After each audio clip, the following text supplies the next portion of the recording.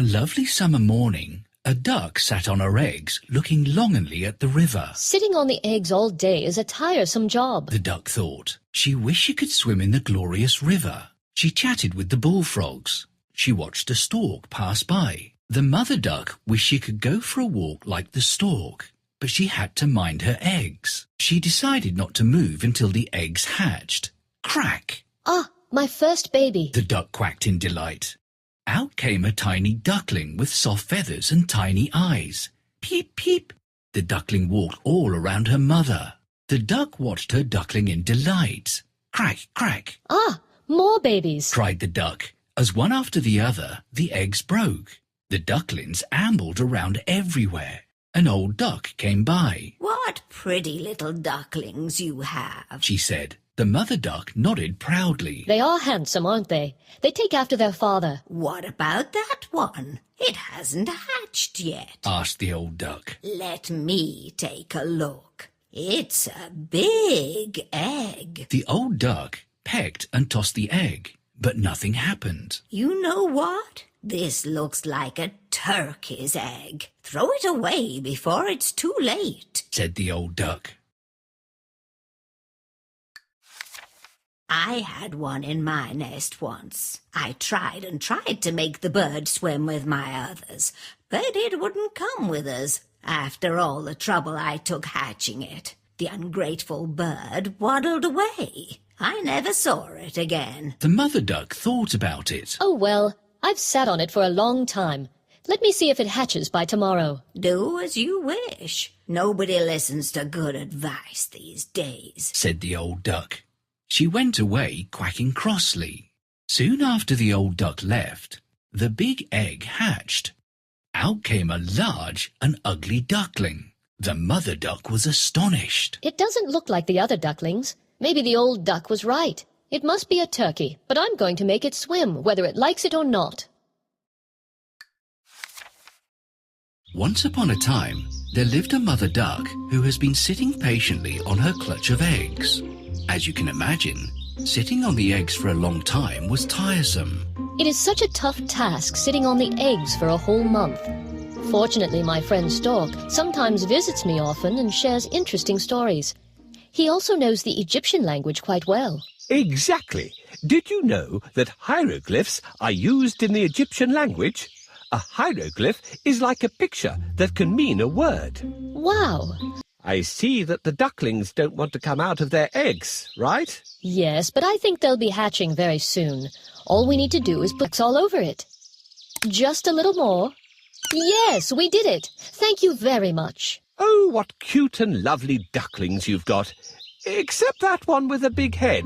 Somehow, he doesn't look like the others. He was in the egg for quite some time. He'll be okay.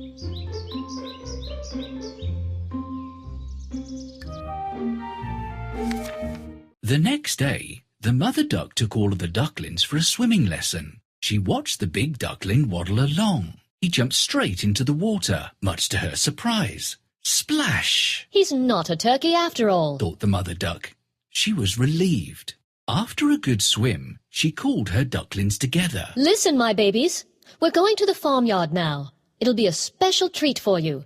You'll meet all the farm animals. Remember to be on your best behaviors. The little ducks weren't listening. They rushed into the farmyard and ran here and there until the mother duck called out again. This time she sounded stern. Stay close to me to keep out of the way of the cows. Don't go anywhere close to the cats, as they fight and like to gobble up little ducklings, Said the mother duck. Cheep, cheep. The ducklings shivered in fright. They tagged close behind the mother duck. In the distance, she saw a big duck with red ribbons around her feet. Look here. I want you to bend your head, bow low, and say quack politely to that duck over there. She is a very special duck. The mother duck said. The obedient ducklings did as they were told. The big duck looked at them with scorn. "Another brood of these noisy little ones. There's not going to be a moment's peace in this farm, said the duck. I say, what an absolutely ugly duckling you've got there. The ugly duckling hid itself in shame. He might not look dashing like the others, but he's a good little duckling. The mother duck said. He listens to everything I say and also swims well. But the big duck wasn't even listening. The mother duck took her ducklings along to meet the others. Now, the little ducklings started noticing how ugly their brother was. Move away from me, Cried one. Don't come near me. Another one said. None of the farm animals were kind to him either. The ugly duckling felt lonely and sad. He tucked his head under his wing and stayed close to Mother Duck. The mother duck felt really bad. Poor thing. Everybody is giving you a hard time, She said to the little duck. It made the ugly duckling feel worse. As the days went by, the teasing only got worse. The mother duck could no longer help the ugly duckling. So, one evening, when nobody was looking, the ugly duckling ran away. He knew that nobody would miss him.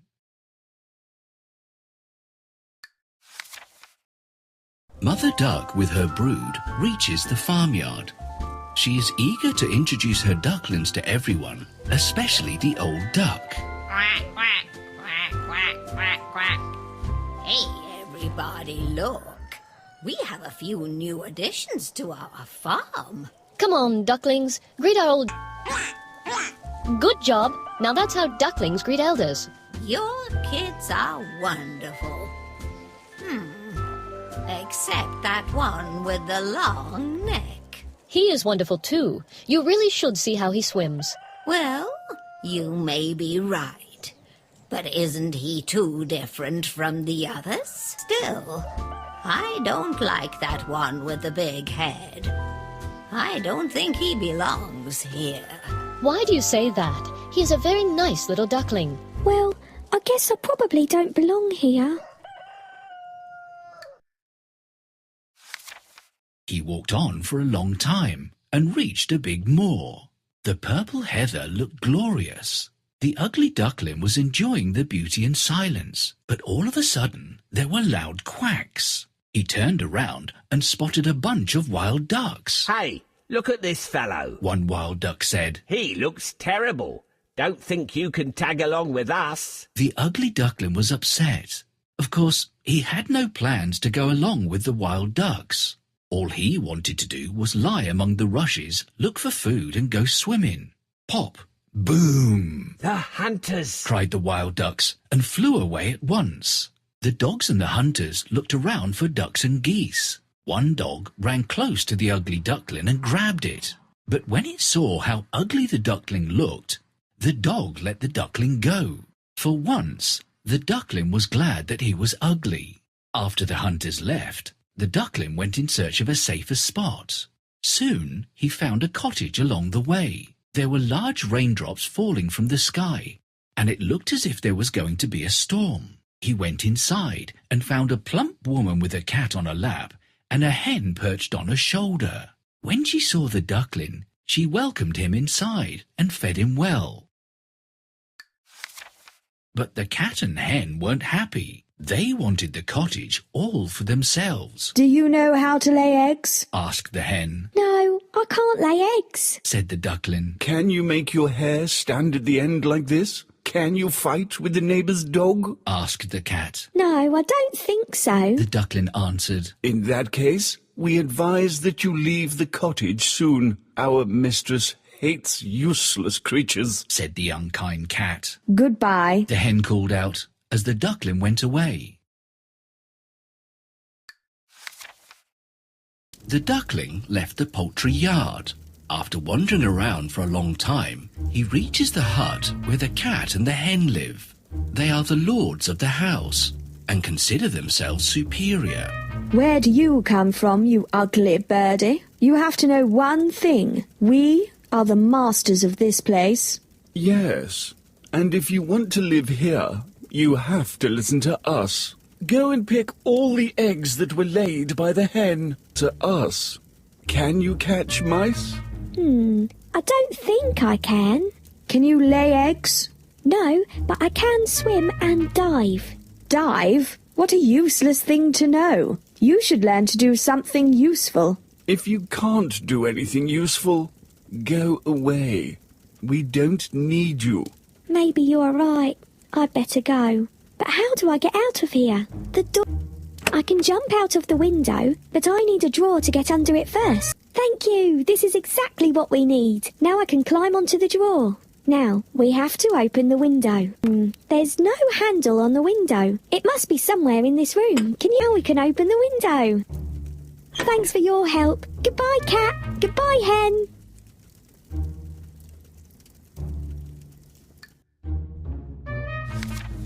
The duckling travelled from one place to another. The leaves were no longer green. It was autumn, and the trees were full of beautiful yellow, orange and flaming red leaves.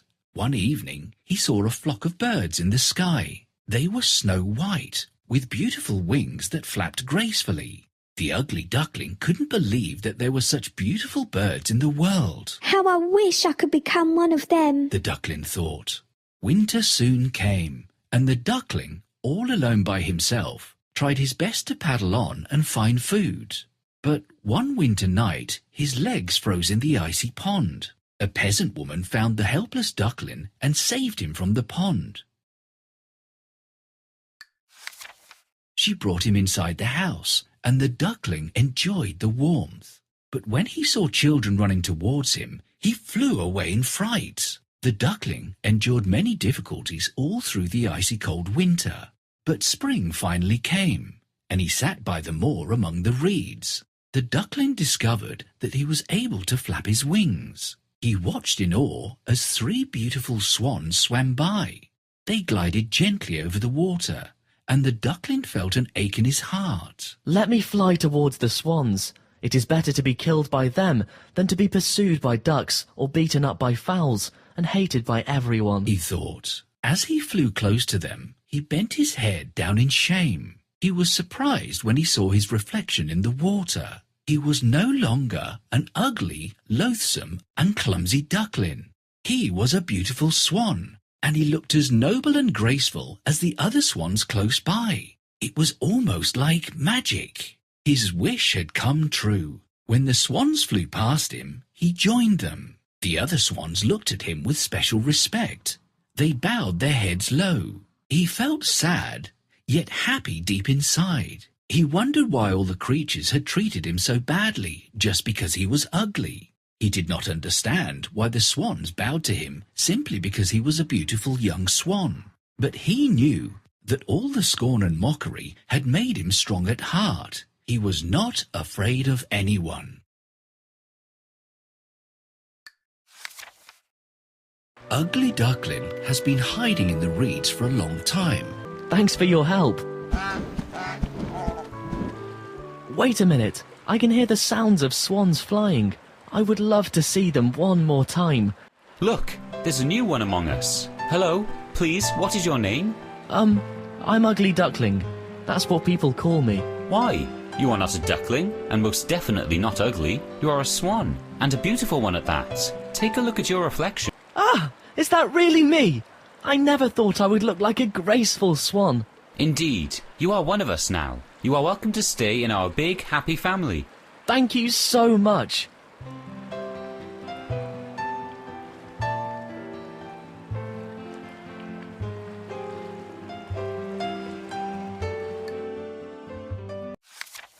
Together, the swans flew gracefully and landed in a garden. Little children came running to look at them. Oh, what lovely birds, said the little girl. The children threw bread and cake crumbs for the swans. The children's mother and father soon arrived.